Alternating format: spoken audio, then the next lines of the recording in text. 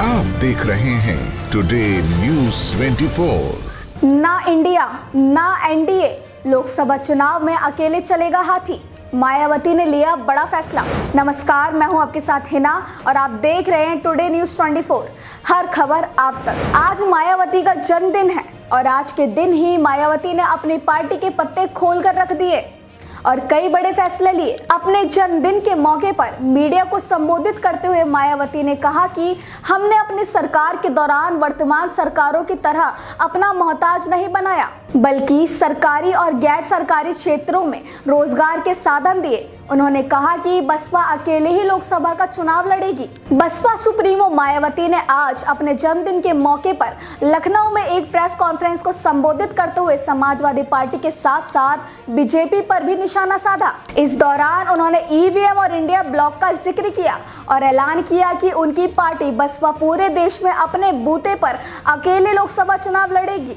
मायावती ने कहा कि अपनी पार्टी के जनाधार को बनाए रखना बहुत जरूरी है। गठबंधन का जिक्र करते हुए मायावती ने कहा, गठबंधन करने से पार्टी को फायदा कम नुकसान ज्यादा होता है और हमारा वोट प्रतिशत भी घट जाता है और अन्य दलों को फायदा पहुंच जाता है। इसलिए अधिकांश पार्टी बीएसपी से गठबंधन कर चुनाव लड़ना चाहती है। हमारी पार्टी अकेले ही लोकसभा चुनाव लड़कर बेहतर नतीजे लाएगी।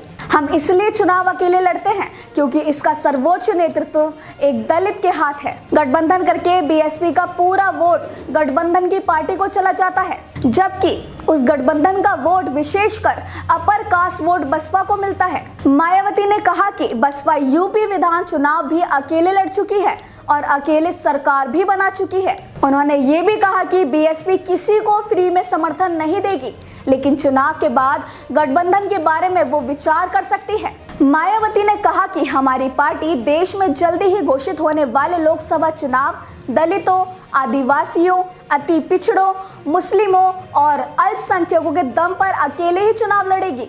इतना ही नहीं, मायावती ने केंद्र पर निशाना साधते हुए कहा कि आजकल की सरकारें नाम बदलकर घोषणाएं करने में लगी हैं, जिनका वास्तविकता से लेना देना ही नहीं है। बीजेपी कांग्रेस की सोच सिद्धांत और जातिवादी सोच है। मायावती ने बीजेपी का नाम लिए बगैर निशाना साधते हुए कहा कि केंद्र और राज्य सरकार द्वारा धर्म और संस्कृति की आग में राजनीति की जा रही है, जिससे लोकतंत्र कमजोर हो रहा है। मायावती ने कहा, हमने यूपी में अपनी 4 बार की सरकार में सभी वर्गों के लिए काम किया। उसमें अल्पसंख्यक, गरीब, मुस्लिम, किसान और अन्य मेहनतकश लोगों के लिए जन कल्याणकारी योजनाएं शुरू की थी। सरकारें नाम और स्वरूप बदलकर अपना बनाने का प्रयास कर रही हैं, लेकिन जातिवादी होने के कारण ये काम नहीं हो पा रहा है। रोजगार के साधन देने के बजाय फ्री में थोड़ा सा राशन देकर इनको अपना मोहताज बना रहे हैं, जबकि हमने अपनी सरकार के दौरान वर्तमान सरकारों की तरह अपना मोहताज नहीं बनाया, बल्कि सरकारी और गैर सरकारी क्षेत्रों में रोजगार के साधन दिए। उन्होंने कहा, बहुजन समाज के लोगों और अल्पसंख्यकों से कहना चाहूंगी कि अपने रोजगार और मान सम्मान के लिए आगे आने वाली पीढ़ी के लिए आपके संतों, गुरुओं और महापुरुषों अंबेडकर के रास्ते पर चलकर बीएसपी को मजबूत बनाना है। इतना ही नहीं, प्राण प्रतिष्ठा के निर्माण पर भी मायावती ने करारा जवाब दिया।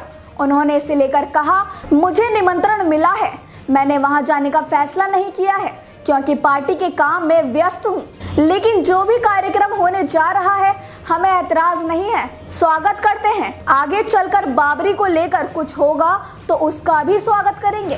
तो आपको क्या लगता है, क्या मायावती अकेले चुनाव लड़ पाएंगी? तो इसको लेकर आपके क्या विचार हैं, हमें कमेंट करके जरूर बताइएगा और हमारे चैनल टुडे न्यूज़ 24 को सब्सक्राइब करें और लाइक करना बिल्कुल ना भूलें।